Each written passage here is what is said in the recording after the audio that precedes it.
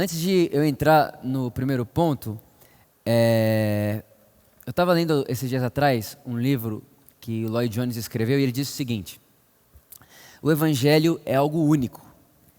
E aquilo me saltou aos olhos. O Evangelho é algo único. Eu sei que parece até simples demais, mas é muito profundo isso. O Evangelho é algo único, é sem precedentes. Né? O Evangelho ele não pode ser comparado a nada. O Evangelho ele não tem passado, ele não tem algo que ele se modelou. O Evangelho ele é único, singular, de maneira completa. Né? O Evangelho ele é único.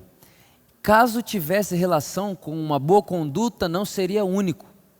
Porque existem religiões que prezam mais por isso do que os evangélicos. Então o que Lloyd Jones estava dizendo é: Vitor, o Evangelho ele ultrapassa qualquer coisa que o homem já tenha visto. O Evangelho não é comum, ele não é algo parecido com alguma outra religião. Até porque nós sabemos que o Evangelho não é religião, o Evangelho é uma pessoa. Jesus é o Evangelho. Jesus é a notícia de Deus para o homem. Jesus é essa boa notícia. Ele é a pregação do Evangelho. Né? O Evangelho se fez carne e habitou entre nós. Agora, por que eu estou querendo começar com isso? Porque nós, como cristãos, o nosso diferencial, o que nos diferencia não é a nossa moral. A nossa moral não é o que nos diferencia. Nós não somos diferentes porque agimos diferentes. E isso é muito poderoso. Você não é diferente de alguém porque age diferente desse alguém. Não, o Evangelho é mais do que isso. O Evangelho está acima disso. O que nos torna diferentes de qualquer outra religião é que nós somos o único povo que diz que Deus se fez carne. É isso.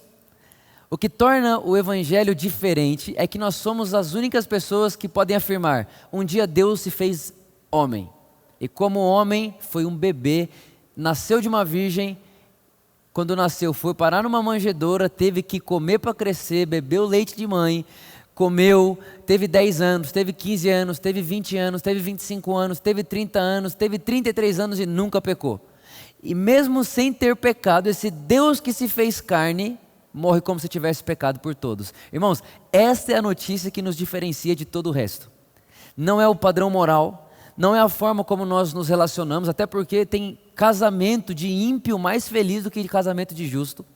Tem muito ímpio que sabe se relacionar melhor com esposa do que justo. Tem muita gente que nunca ouviu falar de Jesus, ou nunca deu bola para Jesus e sabe tratar o filho melhor do que o justo.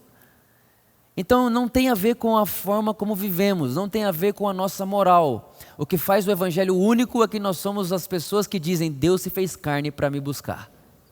Deus se fez carne para vir até onde eu estava. Eu estava longe, eu estava perdido e Deus se fez carne para vir até mim.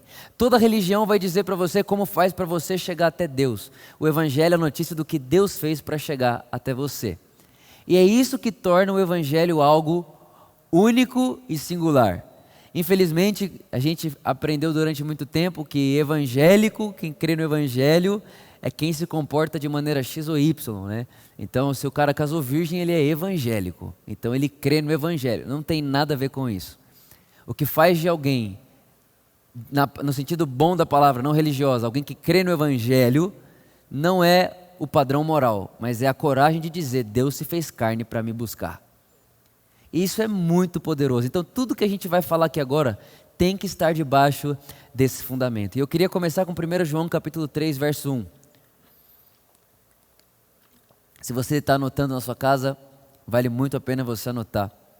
O primeiro texto que eu quero ler com você é 1 João capítulo 3, verso 1, que diz assim: Vede que imenso amor nos tem concedido o Pai, a ponto de sermos tratados como filhos de Deus. E em realidade somos filhos de Deus. Por esse motivo o mundo não nos conhece, porquanto não conheceu a Ele mesmo. Irmãos, aqui está o primeiro tipo de relacionamento que eu quero conversar com você. Você e Deus. Quem você é diante de Deus? O texto diz que diante de Deus nós somos filhos. Diante dele, ele nos vê como Jesus. Diante dele, nós somos perfeitos. Presta atenção, quando Deus olha, quando o Pai olha para você, Ele vê você através de Jesus. Então o Pai te enxerga em perfeito estado. O Pai te enxerga em justiça plena. O Pai te enxerga exatamente como Jesus é. Nesse exato momento, quando o Pai olha para Jesus, você e eu, nós estamos inseridos dentro dele. Nesse exato momento é nesse lugar que o Pai nos enxerga e é por lá que Ele nos trata. Qual que é a maneira do Pai tratar o Vitor? Como alguém em Cristo. O Pai não trata o Vitor fora de Cristo. O Pai não dá para o Vitor o que o Vitor mereceria fora de Jesus. O Pai dá para o Vitor aquilo que o Pai vê no Filho Jesus. Então isso é o que nós somos diante de Deus. 2 Coríntios 5,11 vai dizer: uma vez que conhecemos o temor ao Senhor, procuramos persuadir os homens. O que somos está manifesto diante de Deus. Repara, o que somos está manifesto diante de Deus. Aquilo que você é está completamente manifesto diante de Deus. E não existe uma outra realidade que seja mais verdadeira sobre você do que aquilo que você é diante de Deus. Por isso que quando alguém tem bem resolvido ela e Deus, ela consegue ter resolvido qualquer outra área de sua vida. Irmão, quando você entende que diante de Deus você tem paz, nada fora disso pode tirar a sua paz. Quando você entende que diante de Deus você foi feito justo, nada fora disso pode tirar o seu senso de justiça. Quando você entende diante de Deus que você diante dele é plenamente amado, altamente favorecido, completamente protegido, nada que acontece fora disso pode tirar a sua consciência dessa verdade. Então não existe nada mais precioso no universo do que você saber o que você é diante de Deus. Até porque o que somos está manifesto diante de Deus. Aleluia. Tava ruim, é? Beleza. Brincadeira. Então, quando você tem essa consciência e você não perde isso de jeito nenhum, irmão, você não pode abrir mão daquilo que você é diante de Deus. De jeito nenhum, nunca abra mão daquilo que você é diante de Deus. Por mais que diante de qualquer outra coisa pareça que aquilo que você é diante de Deus nem é tão real assim, nem é tão verdadeiro assim. Não faça isso.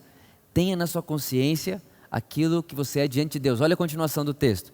2 Coríntios 5,11. O que somos está manifesto diante de Deus. E ele continua e diz: e esperamos que esteja manifesto também na consciência de vocês. Ou seja, Vitor, o que nós somos está manifesto diante de Deus. E eu espero que esteja manifesto também na sua consciência. Vitor, eu espero que na sua consciência você tenha o mesmo pensamento sobre você que Deus tem sobre você. Então, irmãos, assim deve ser a nossa relação com Deus. Eu tenho que me enxergar como Ele me enxerga. Porque se eu não enxergo o Vitor como Deus enxerga, eu vou achar que Deus trata o Vitor diferente do que Ele trataria Jesus. Porque, obviamente, quando eu olho para mim, eu vou dizer: Jesus merece mais do que eu. Jesus pode mais do que eu. Jesus é mais amado do que eu. Só que quando eu olho para o Pai, como o Pai olha para mim, Ele me vê dentro de Cristo. Ou seja, eu não posso achar que Ele ama a Jesus mais do que a mim, porque foi Jesus quem disse: Pai, que o amor que tens por mim esteja sobre o Vitor, João capítulo 17, o mesmo tipo de amor que o Pai tem pelo Filho, Ele tem por você. O Pai te ama da mesma forma que ama Jesus. Ou seja, irmão, quando você entende quem você é diante de Deus, acabou. Essa é a verdade. Se você entendeu quem você é diante de Deus e está consciente disso, acabou. O resto é fruto, o resto é consequência, o resto é resultado. Por isso que o que faz o Evangelho único não é o que nós fazemos, mas é o que nós cremos. Quando eu creio que eu sou o que sou diante de Deus, acabou. Não tem mais para onde ir, não tem como dar errado.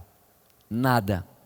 Então a primeira coisa, quem você é diante de Deus, seu relacionamento diante de Deus. A Bíblia diz que você está em paz com Deus. A Bíblia diz que diante de Deus você está em Cristo e é abençoado da mesma forma que Cristo é abençoado.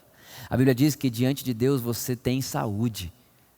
Ele levou toda a sua enfermidade, toda a minha enfermidade no madeiro. Ele puniu Jesus para não punir você. A Bíblia diz em Hebreus no capítulo 10, 11, 12, 13, em Hebreus em algum lugar. A Bíblia diz que o Espírito Santo testemunha que o Pai fez uma aliança comigo e com você, onde Ele imputou os meus e os seus pecados em Cristo, para não ter que imputar esses pecados em mim e em você. Quando nós temos consciência do que somos diante de Deus, acabou. Segunda coisa que eu quero falar com você é o meu relacionamento comigo mesmo. Aquilo que eu sou para mim mesmo, aquilo que eu me vejo sendo. 1 Coríntios capítulo 11, verso 28 diz assim: examine-se, pois, o homem a si mesmo. Examine-se, pois, o homem a si mesmo. Esse contexto é um contexto de ceia, mas isso também está bem alinhado com o que diz lá em 2 Coríntios 15, verso 5, que diz: examinai-vos a vós mesmos, se realmente estáis na fé. O que o Paulo está dizendo, Vitor? Tenha momentos na sua vida de autoexame. Se examine. Não existe um conselho bíblico para você examinar o próximo, mas existem muitos conselhos bíblicos para você examinar você mesmo. E o que é se autoexaminar? É se autoexaminar na fé. É literalmente falar: espera aí, Vitor, olha só. Deus vai falar com você agora aí, irmão. Olha os medrosos de plantão. Espero que todos os medrosos estejam me vendo agora. Ah não, meu Deus do céu, que medo que me deu esse negócio de coronavírus. Eu estou apavorado, eu estou com medo, não consigo dormir direito. Eu estou com medo de faltar papel higiênico na minha casa. Eu estou com medo de 1 milhão de coisas. Repara, esse sentimento é verdadeiro ou mentiroso? Mentiroso, porque diante de Deus você não está com medo. Então, se não sou isso diante de Deus, o que eu devo fazer? Examinar a mim mesmo, perceber que isso não é o que eu sou diante de Deus e trazer a realidade, aquilo que eu vejo de mim mesmo, para a verdade que eu sou. Então, peraí, diante de Deus eu tenho medo? Não. Diante de Deus eu estou com falta? Não.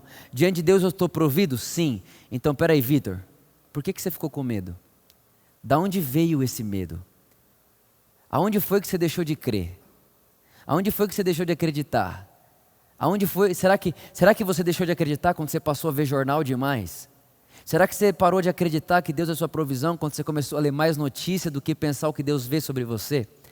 O que foi que fez você achar que aquilo que você é diante de Deus é menos verdade do que aquilo que você está sentindo?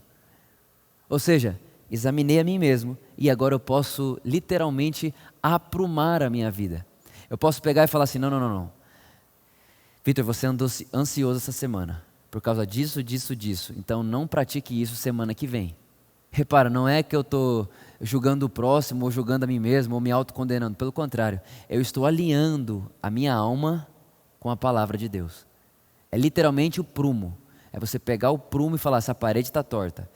Não está certo isso, vamos ajeitar. É quando você examina a si mesmo. Agora, olha esse versículo de 3 João, capítulo 1, verso 2. Amado, oro para que tenha boa saúde e tudo lhe corra bem, assim como vai bem a sua alma. Irmãos, quando nós examinamos a nós mesmos, é a nossa alma que examinamos.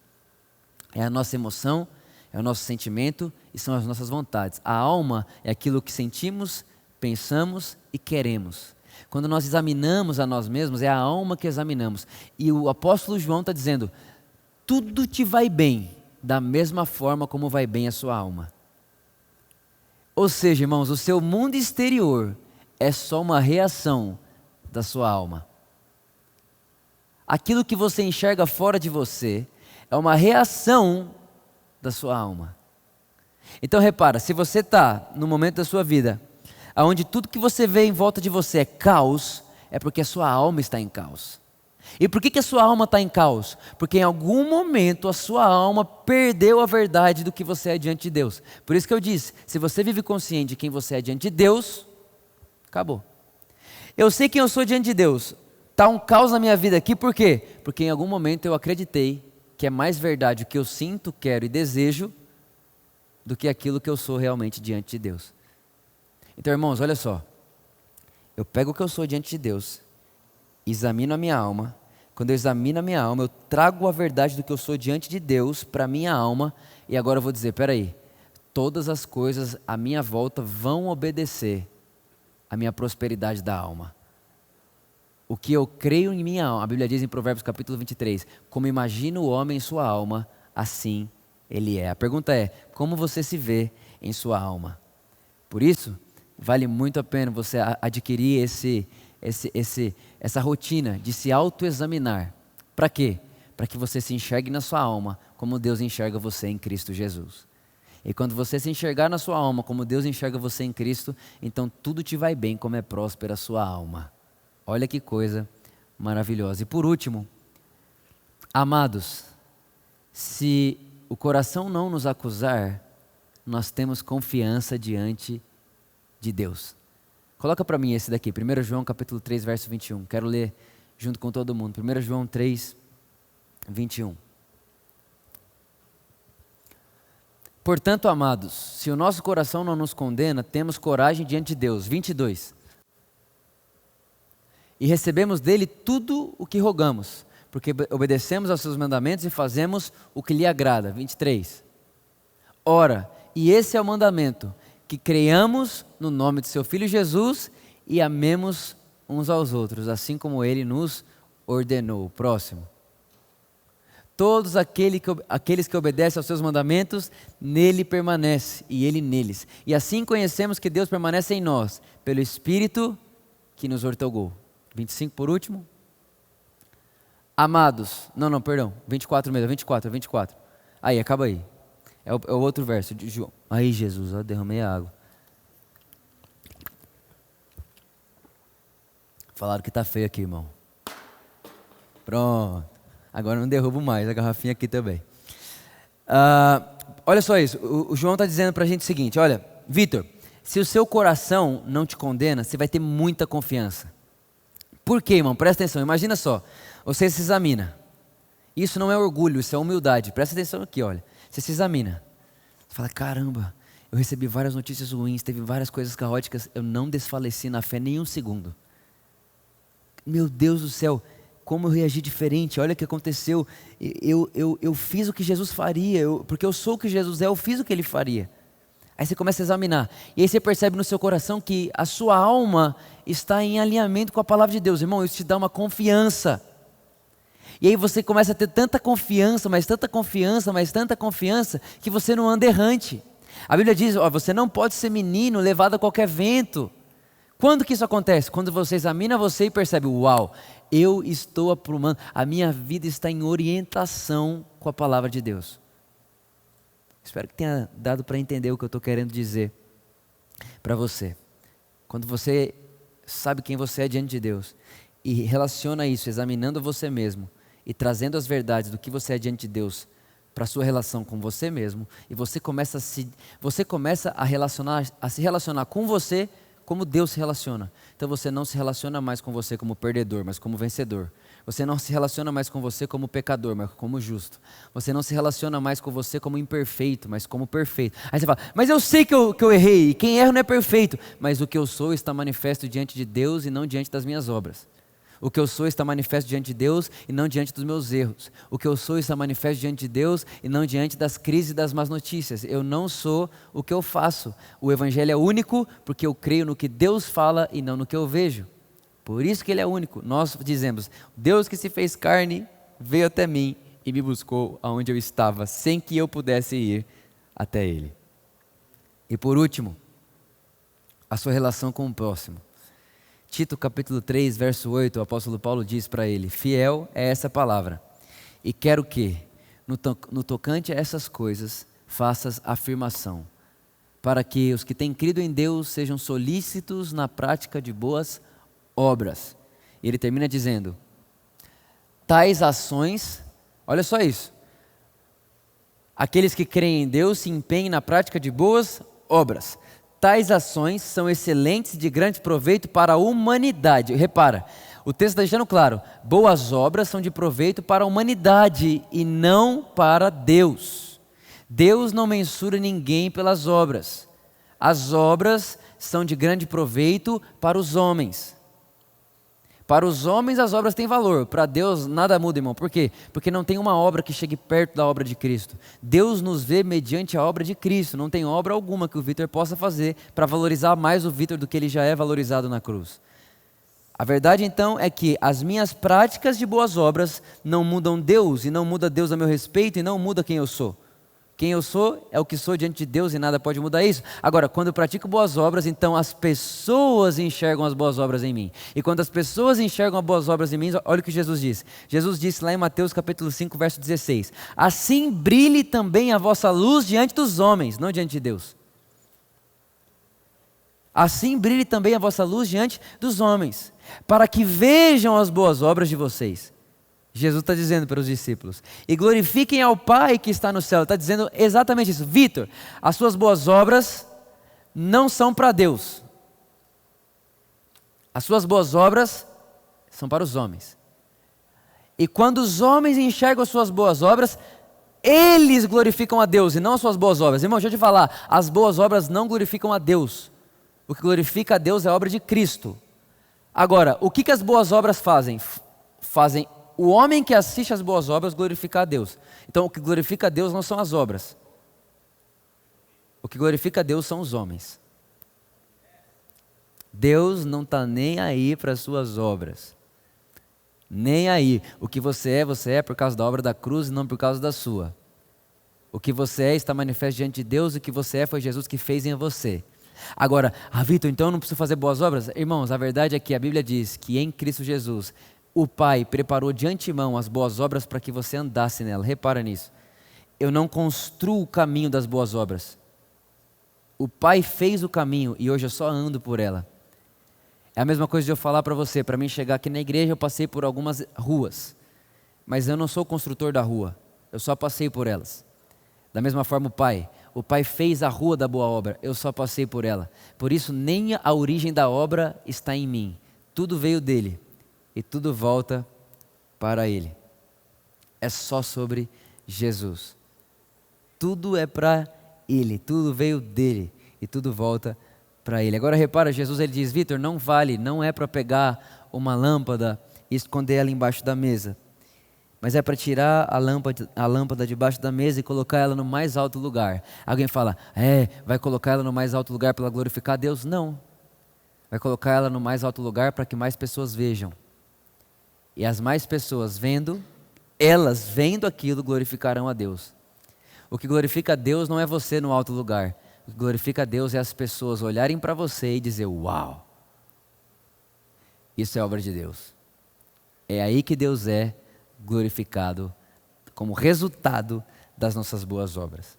Isso é muito, muito maravilhoso. Então, qual que é a nossa vida com o próximo? Como que deve ser a nossa relação com o próximo? De boas obras. Agora, irmãos, qual que é a maneira certa de a gente realizar boas obras? É com o amor de Deus. E qual que é o amor de Deus? A Bíblia chama ele de amor ágape. E qual que é o amor ágape? O amor que dá sem querer nada em troca. Então, escuta só o que eu vou te falar, presta bem atenção. Olha como que eu falei, olha como é verdade que eu disse que quando você tem bem resolvido você diante de Deus, acabou todo o resto. Quando você percebe que Deus amou você com uma mão, sem esperar nada em troca, e você está resolvido nisso diante de Deus, é isso que você vai fazer com o próximo. Por que um casamento ele fica tão depravado? Ou senão ele fica tão abalado? É simples. Porque o marido faz para a esposa e não vê a esposa fazendo para ele. E aí quando a esposa não faz para ele, ele emburra e desanima. E aí isso vira um ciclo vicioso. Ou o contrário, a esposa acha que ela faz pelo marido e aquilo que ela faz pelo marido ela não se vê, ela não vê aquilo voltar para ela. Nossa, só eu faço por ele. E aí quando ela está dizendo só eu faço por ele, sabe o que ela está dizendo dentro dela? Inconscientemente ela está dizendo assim, quando eu fiz para ele eu esperava que ele fizesse de volta. Então o fruto do amor dela no final era ela mesma, não o próximo. Então quando ela fala, eu fiz mas ele não fez para mim, ela está dizendo, eu não amei ele por causa dele, eu amei ele por causa de mim. Então esse não é o amor de Deus. O amor de Deus é, Vitor, eu amei você. Ponto final. Para Deus amor não é um meio, é o final. Deus não ama você para que você o ame de volta. Deus ama você porque Ele ama, ponto final. Sabe aquele negócio, nossa, eu vou falar de Jesus para esse cara, para ele se converter. Então eu vou amar ele só para ele ir para a minha igreja. Ou seja, não é o fim, o amor. Está sendo só um meio dele ir para a sua igreja. Isso não é o amor de Deus. O amor de Deus o amor de Deus tem a característica que o amor é o fim e não o meio. Eu amo porque é isso que faço. O que você vai fazer depois disso? Não sei. Não tem problema, porque eu estou muito resolvido no amor de Deus. E o mesmo tipo de amor que Deus teve por mim, eu quero ter por você. Ou seja, o marido dá com uma mão sem esperar com a outra. A esposa dá com uma mão sem esperar com a outra. De repente eles estão vendo quem vai dar mais para o outro, porque ninguém quer nada de volta. Como que faz para dar errado? Fala para mim como é que faz para dar errado. Impossível. Agora, dentro dessa sua relação com o próximo, além de você saber que essa deve ser a sua maneira de se portar, você nunca está como quem recebe, mas sempre como quem quer dar, porque foi isso que Deus fez com você, praticou essa boa obra na cruz através de Jesus, sem esperar nada em troca. Nós temos que ter na nossa consciência também quem o próximo é. Então presta atenção no que eu quero dizer, aqui é a última coisa que eu quero falar com você. 2 Coríntios capítulo 5, verso 16, o apóstolo Paulo diz assim, eu quero ler junto esse, 2 Coríntios 5, 16. Assim, de agora em diante, a ninguém mais consideramos do ponto de vista meramente humano. Ou seja, está dizendo, Vitor, não veja mais ninguém no ponto de vista da carne. Não faça mais isso. Ele está dizendo, você precisa olhar a pessoa como Deus enxerga, não pela carne. Ou seja, quando eu olho para alguém, eu tenho duas opções. Eu posso enxergar aquela pessoa na carne e dar para ela a tratação que ela mereceria na carne, ou eu posso olhar ela pela ótica de Deus. E aí quando eu olho ela pela ótica de Deus, eu não darei a ela o que ela merece na carne, mas darei a ela o que ela tem diante de Deus. Então, por que isso é tão revolucionário? Porque quando você se dá diante de uma situação onde no olho carnal essa pessoa não merece nada, nem a sua atenção, o que você faz? Eu não vejo ela no ponto de vista carnal. Eu tenho olhos espirituais. Os olhos do meu coração estão abertos. Eu enxergo ela como Deus enxerga. Ou seja, não vou dar para ela o que ela merece, vou dar para ela o que eu recebi. E o que recebi vai além daquilo que eu poderia merecer. Então, de repente, irmãos, quando você começa a considerar o próximo e a sua relação com o próximo, nessa perspectiva, você vai perceber que ninguém que está perto de você tem de você o que mereceria. Mas as pessoas que estão perto de você vão ter de você o que elas teriam de Deus. E essa deve ser a nossa consciência e a nossa motivação de boas obras. No próximo. Fazer no próximo algo maior do que aquilo que a carne pode fazer. Fazer no próximo algo superior àquilo que a carne pode gerar. Fazer no próximo algo muito superior que o homem não pode merecer.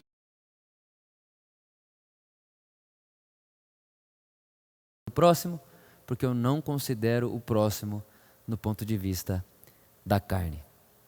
Verdade, irmãos, é que quando a gente tem essas coisas bem definidas dentro de nós, o que eu sou diante de Deus, eu tenho o hábito de me autoexaminar. E eu sei que minhas boas obras são para o próximo. A boa obra da minha vida é para o outro glorificar o Pai. E que ao mesmo tempo que a minha boa obra é para o outro glorificar o Pai, eu não vou enxergar nenhum outro, nenhum próximo do ponto de vista da carne. Vou enxergá-lo como Deus enxerga. Acabou. Eu vou viver uma vida em paz com Deus, em paz comigo e em paz com o próximo. Ah, Vitor, mas a pessoa me traiu. Eu estou em paz com ela, porque eu não amei ela para ela não me trair. Eu amei ela porque o amor é o fim. Não, mas olha, ele está falando mal de mim. Não vai me decepcionar. Por que não? Porque eu não amei essa pessoa para ela falar bem de mim. Eu amei essa pessoa porque é mal que eu faço. Não, Vitor, mas o meu marido está me tratando mal. Tudo bem, você não tratou ele bem ontem porque ele não te tratou mal. Você tratou ele bem ontem porque você é amor. Você tratou ele bem ontem para que a sua boa obra glorifique ao Pai através da vida dele. Para que ele glorifique ao Pai, na verdade, através das suas boas obras. Irmão, a Bíblia diz assim, olha, para você, irmãs, a Bíblia diz que quando a mulher tem Jesus e o marido não, a Bíblia diz, mulher, não fala muito. Fala muito não, porque ele não vai querer te ouvir. Sabe o que você faz? Pratique a boa conduta do Evangelho. Está lá em Pedro. Pedro que disse isso. Pratique a boa conduta do Evangelho. Ou seja, pratique as boas obras. E ele enxergando as suas boas obras, vai se entregar a Jesus.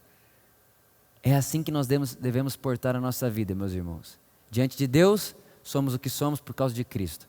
Fazemos um autoexame de nós mesmos para que levemos a nossa alma à realidade do que somos diante de Deus e a nossa consciência à realidade do que somos diante de Deus. E então temos provisão para estar diante do próximo, sabendo que para o próximo eu tenho boas obras, para que através dessa boa obra que ele enxerga em mim, ele glorifique ao Pai. E da mesma forma que o próximo vê as boas obras, eu enxergo no próximo o que Deus enxerga. Eu acredito que nisso está um relacionamento saudável, não só com o seu marido, ou com a sua esposa, ou com o seu amigo, ou sua amiga, mas um relacionamento saudável com a vida, no geral.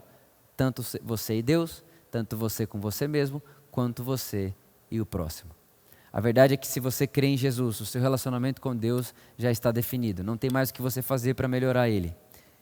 Não tem mais o que você fazer para Deus te ver diferente. Não tem mais o que você fazer para isso. Agora, quando você aprende a se relacionar com você, aí você vai perceber que você pode renovar sua consciência de muitas maneiras, a fim de que você viva a perfeita vontade de Deus. A Bíblia diz que a perfeita vontade de Deus está na renovação de mente. E essa renovação de mente vem desse autoexame. Eu me examino e renovo a mente. Eu me examino e renovo a mente. E então, desse lugar agora, eu posso praticar boas obras com a consciência correta, sabendo que as minhas boas obras vai gerar no outro uma sensação de uau, vai glorificar o Pai, vai apontar para o Pai e, obviamente, vai gerar transformação na vida da pessoa que foi alcançada por essa boa obra. Eu creio que essa é a maneira correta de termos uma relação com a vida saudável. Pai, muito obrigado. Muito obrigado por essa verdade, muito obrigado pelo Espírito Santo que está sobre nós, em nós, por nós, com a gente. Obrigado porque certamente a sua palavra é verdade sobre nós e o que o Senhor diz sobre nós é a realidade. Obrigado, Pai, porque você tem a verdade sobre o Vitor. Obrigado, Pai, porque você tem a verdade sobre cada um desses meus irmãos que estão me assistindo. Obrigado, Pai, porque você é a verdade. A Bíblia diz, seja todo homem mentiroso e Deus verdadeiro. Aquilo que você diz é a verdade, aquilo que você fala é a verdade, aquilo que você vê sobre mim é a verdade, aquilo que as situações dizem é mentira, aquilo que minhas obras dizem é mentira, aquilo que o caos diz é mentira, o que a tempestade diz é mentira, aquilo que disseram sobre mim é mentira, mas aquilo que você diz sobre mim, Pai, é verdade. Aquilo que você diz sobre nós é a verdade. E os seus pensamentos sobre nós são pensamentos de paz, de vida, de saúde, de esperança. São pensamentos de amor, de graça, de verdade, de realidades tão profundas e tão amorosas, que a Bíblia diz que o Espírito Santo intercede por nós com gemidos que não podem ser expressos em palavras. Isso é amor. Obrigado, Pai, muito obrigado. Onde tiver uma pessoa me ouvindo agora, ao redor de todo esse mundo, eu oro para que haja um batismo dessa consciência do que nós somos diante do Pai. Que haja agora, Pai, nesse exato segundo, um batismo de realidade. Para que essa pessoa entenda que ser filha de Deus não é uma promessa, é uma realidade. Para que ela entenda que aquilo que ela é diante de Deus não é uma promessa que um dia eu vou me tornar, é uma realidade. Que nós já estamos assentados em Cristo Jesus, que nós já estamos em Cristo e vivemos a partir desse momento, a partir dessa posição, a partir desse presente recebido de graça pela fé. Pai, eu oro agora por cada um desses meus irmãos e irmãs que estão me ouvindo, para que haja uma consciência tão profunda de amor e da posição que eles estão diante de você. Pai, que eles se enxerguem, essa é a minha oração. Que eles se enxerguem, que eles possam ver quem eles são. Como Paulo orou por Éfeso, que os olhos espirituais deles sejam tão iluminados, para que eles possam perceber qual é a realidade dos santos. E ao enxergarem aquilo que eles são diante de você, Pai, eu tenho certeza absoluta que nada mais vai tirar a paz deles. Nada mais vai tirar a convicção deles. Nada mais vai tirar a vontade de viver deles.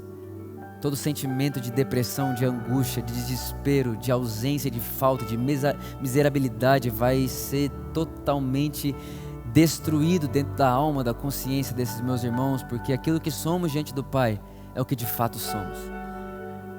Como nós lemos, que grande amor o Pai tem nos concedido, nos tratar como filho de Deus, o que de fato somos, filhos de Deus. Pai, onde tiver alguém me ouvindo agora com enfermidades no corpo também, eu oro para que haja consciência do que ela é diante de Deus. Diante de Deus, ela nem precisa de cura, porque diante de Deus não existe enfermidade para que haja cura, mas diante de Deus existe saúde.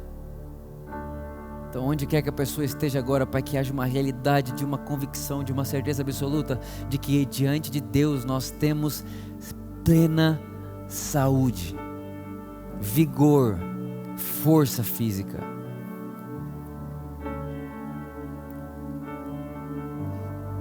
Pai, eu oro por fé inabalável, independente do caos, na vida de todos esses meus irmãos, para que a situação não molde a fé deles. Nossa fé é maior do que o que sentimos, nossa fé é maior do que o que vemos, nossa fé é maior do que o que ouvimos, nossa fé é maior do que o que estão dizendo. A nossa fé está fixada na sublime, suprema, suficiente pessoa de Cristo Jesus, o amado da nossa alma, o desejado do nosso coração, o Salvador da humanidade, o Cordeiro de Deus que tira o pecado do mundo. É nesse lugar que a nossa fé está fixada, fundamentada, nessa realidade e não nessa promessa, uma realidade. Te agradecemos, muito obrigado, Pai, porque tudo isso pode ser uma verdade na minha vida e na vida dos meus irmãos, somente por causa de Jesus. Só Jesus. Só Jesus. Muito obrigado, Pai. Te celebramos e te agradecemos. Em nome de Jesus. Amém. Você que está aí na sua casa, independente do que você esteja fazendo, ou a maneira como você se sinta agora, coloque na sua consciência e permita que sua imaginação leve você ao que você é diante de Deus. Como imagine em sua alma, assim Ele é. Faça sua alma imaginar agora aquilo que você é diante de Deus, aquilo que seu espírito sabe, aquilo que o seu homem interior já viu, que a palavra de Deus diz sobre você. E faça isso de maneira rotineira. Faça isso como um hábito. Tenha um hábito de fazer isso todos os dias. Quando você acordar pela manhã, traga a imagem de quem você realmente é. Eu sou filho, eu sou amado, eu sou perdoado, eu sou justo, tenho saúde, eu tenho vida, eu tenho paz. Eu sou provido. Minha proteção não é essa parede, minha proteção não é um seguro, minha proteção não é a polícia, minha proteção é o Senhor. É Ele quem me guarda, é Ele quem me protege, é Ele quem provê na minha vida, é Ele quem me dá todas as coisas. O Senhor é meu pastor e nada me faltará. É Ele que me faz descansar em verdes pastos, é Ele que me leva junto às águas tranquilas, é Ele que refrigera a minha alma, é Ele que me guia pela vereda da justiça, por amor ao nome dEle. E ainda que nós andemos pelo vale da sombra e da morte, nós não temeremos mal algum, porque a sua vara e o seu cajado nos consolam. Ele prepara uma mesa para a gente na presença de todos os nossos inimigos. E quem são os nossos inimigos? Irmãos, o nosso inimigo não é uma pessoa que fala mal da gente, uma pessoa que não gosta de você. Irmão, o nosso inimigo, a Bíblia diz que não é carne e osso, mas o nosso inimigo é a condenação, é a culpa, é a enfermidade. O nosso inimigo é tudo aquilo que veio existir na terra só depois que o homem pecou. Isso é o nosso inimigo. E a Bíblia diz que Ele prepara uma mesa na presença de tudo isso, dos vícios, dos traumas, da depressão, da ansiedade, da angústia, do medo, da miserabilidade. Ele prepara uma mesa pra gente na presença desses inimigos. E talvez você pense, mas por que Ele faria isso comigo? Por que Ele vai me expor a esse lugar? A Bíblia diz que Ele faz isso para ungir você com óleo,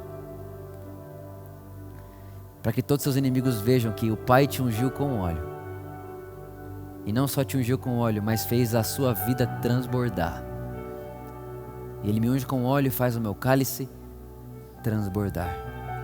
E é fácil você imaginar que quando seu cálice transborda, ele bate na mesa, e quando ele bate na mesa, ele começa a se espalhar por todas as cadeiras que estão ali colocadas para seus inimigos. E quando o óleo da vida de Deus encosta em qualquer uma dessas cadeiras, não tem mais inimigo que fique de pé diante de você.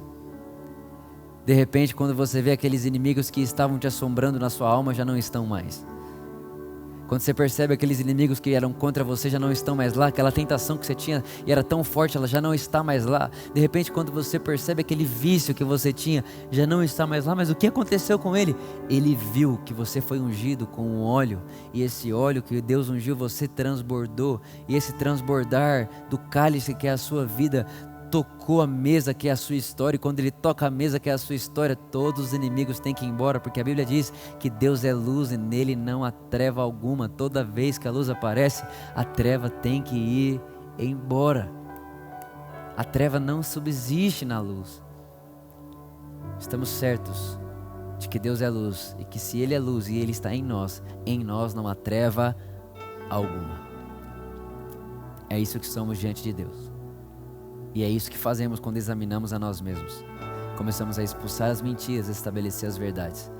E com as verdades estabelecidas, agora temos provisão para boas obras com o próximo. E temos provisão no nosso olhar para olhar o próximo segundo o ponto de vista de Deus e não mais da carne. Essa é a verdade que está sobre nós. E é sobre isso, era esse pensamento e esse ensino que eu queria deixar para vocês hoje. Que o grande amor de Deus, a graça de Jesus e a amizade do Espírito Santo seja com todos vocês. Medite nisso, pense isso, grave isso, anote isso, escreva isso, leia isso, releia, fale em voz alta, creia. Essa verdade está sobre você. Nós amamos você do fundo do nosso coração. E nós esperamos você no próximo domingo às 10 da manhã ou às 6 horas da tarde. E vale você saber que tá tudo muito legal, é tudo muito bom, mas não tem a mínima possibilidade dessa igreja tá tão bonita quanto ela fica quando você está aqui. É muito esquisito, não tem fila, não tem gente, é esquisito. Mas eu sei que você está aí e a gente está aqui, né? Tem umas meia dúzia aqui de gente, né? Mas você faz muita falta aqui, a gente não vê a hora de abrir as portas de novo, porque, irmão, tem coisa que não dá para substituir. É muito bom online, mas tá cara a cara, tá frente a frente, é insubstituível. Por isso, não deixe de estar com as pessoas. Não deixe de ter comunhão com as pessoas. Não deixe de conversar sobre Jesus, falar sobre Jesus com pessoas, porque tem coisa que a gente só vive na comunhão. Tá bom, irmãos? Um grande beijo, nós amamos você do fundo do nosso coração. É nóis.